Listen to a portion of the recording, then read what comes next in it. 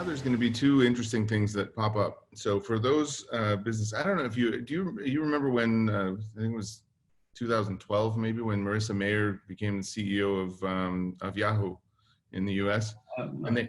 So she was from Google with a fairly strong kind of remote work culture, and she was made the CEO of Yahoo. And her first big thing was, oh, we're going to save all this money by sending everybody home and remote work and so on. And they pushed everybody to a remote work model, but they didn't change the management model, which is what we just talked about. And they also didn't really do any type of employee experience, employee engagement model, or anything like that. So over a period of time, everybody was less and less loyal, and in the end, she had to pull people back because they weren't effectively delivering their work products, so to speak. And so one of the things that I think is going to happen now, so now it's been 3 months, and there's no real, let's say, engagement model. I know several people who have changed jobs and started new jobs remotely, which is bizarre.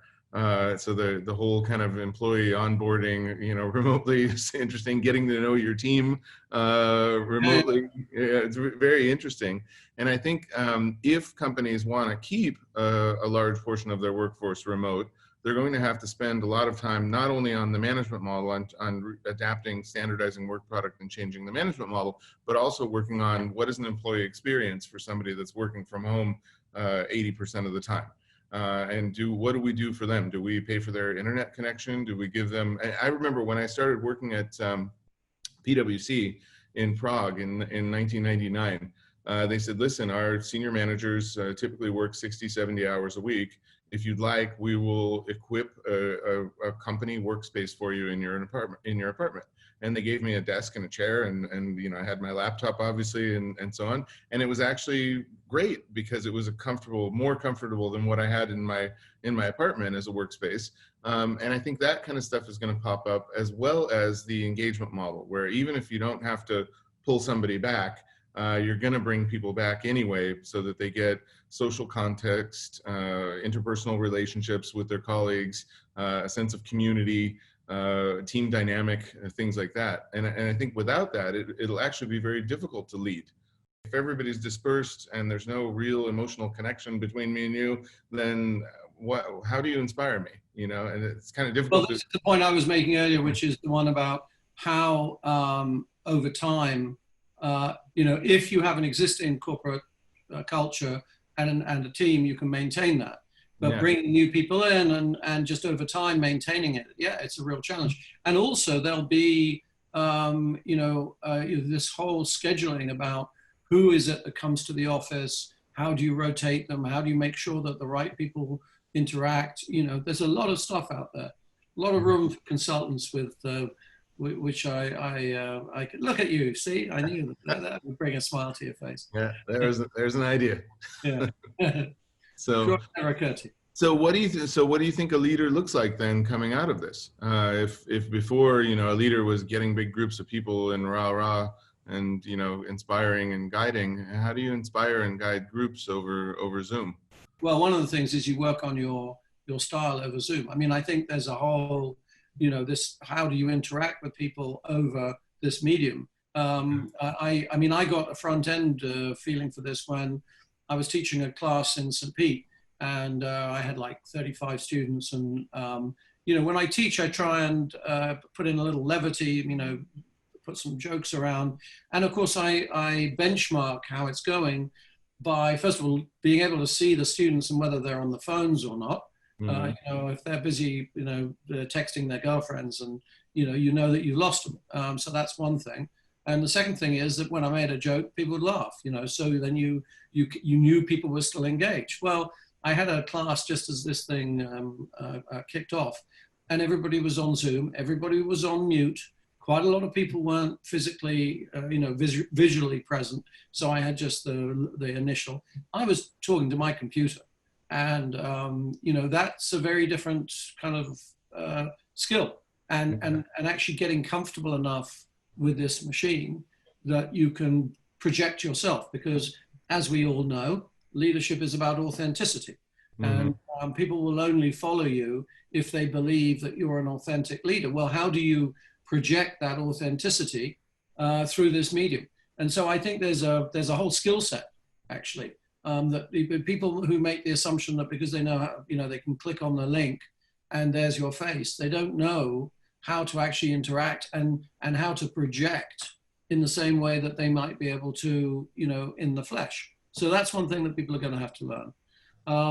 I want to, I want to talk, because I know it's on our agenda, I want to talk a little bit about this thing about what is leadership, actually, because, at least when I look at leadership, I segregate it between the skills that you can learn and the characteristics that you exhibit. And so you can run classes on how to time manage. You can run classes on how to public speak. You can run these classes on the skills that you'll need as part of your set of skills as a leader. But how do you go about teaching the characteristics, which is a far more complicated thing to talk about? And as you know, I've run across this theory of crucibles of leadership, which I really like, which is that there are certain events that come along that cause you to shift in significant ways. You aggregate over time, you incrementalize over time your characteristics, but every now and then a situation arises which actually causes a step change. And the three that are talked about, one is a new crucible, which is when you get involved with a crisis, say, for the first time. So a lot of people going through this will be in the middle of a crucible. The second is a reversal, which is a nice way of saying failure. And I think over time, everybody gets involved in some sort of failure. And the question there is, how do you benefit from it? How do you grow as a leader rather than regress, waste time, get into negative cycles? And the final one is the suspension, which is what happens when the world changes for you and it isn't going to change back. So in my case, I guess that's when I walked out of the executive suite and I became an advisor. This thing about teaching character, you can't really teach character. You can exhibit, you can take examples of leaders and then analyze what skills they used, what characteristics they portrayed, and then drill down into these characteristics. And fundamentally, you get nowhere unless you're authentic with integrity. So those two words, authenticity and integrity, are the baseline for me. And all those other characteristics that are good, like courage, determination, creativity, all these other ones, and there's a list of 15 or so, and there's more, I'm sure there's more, but the 15 that I've looked at, these get added to that baseline. And so the fundamental thing is, are you authentic? Do you have integrity? Okay, now you can have more or less courage, more or less humor, more or less creativity. And each leader will have a different sort of profile, as it were. But without that core, you're going nowhere. And then to get back to what we're talking about here is, how do people, one of the things people react to in a leader is physically to be in their presence. People say you've got to walk the talk. Well, how do you walk on Zoom? Are we going to pan across as you walk across the room? Are we going to do little video excerpts of your life to demonstrate who you are? I mean, it's going to be complicated, because a big part of how people react to a leader, obviously large organizations, when there's 5,000 people, they don't all see the leader. So you have to create corporate culture that reflects the leadership. And that then helps you communicate the leader's core values, because you've condensed them into a corporate culture. Nevertheless, I think it is going to be a challenge and it's something to think about. How am I as a leader going to create this profile that allows people to understand what my core values are and what I expect from the people that work in the organization? That's interesting. They say, I forget where I heard it. They say that skills are learned, character is built through. Well, another way is skills are learned, character is choice. Okay. And actually, character is. I really like that, because character is created from the decisions that you take. If you look at who you've become, it's It is the aggregation of a series of choices through your life that you've taken. And did you take the left, easy road, or did you take the right, harder road? And over time, if you keep doing the right, harder road, you build a strength. Whereas if you always take the easy road, you build a weakness. Great. Well, Stuart, this has been a pleasure. I think it's been a good talk. We'll break this down into little modules and post one every couple of days for the next couple of weeks. And want to say thank you very much. It's been a good talk, and I think people are going to like it.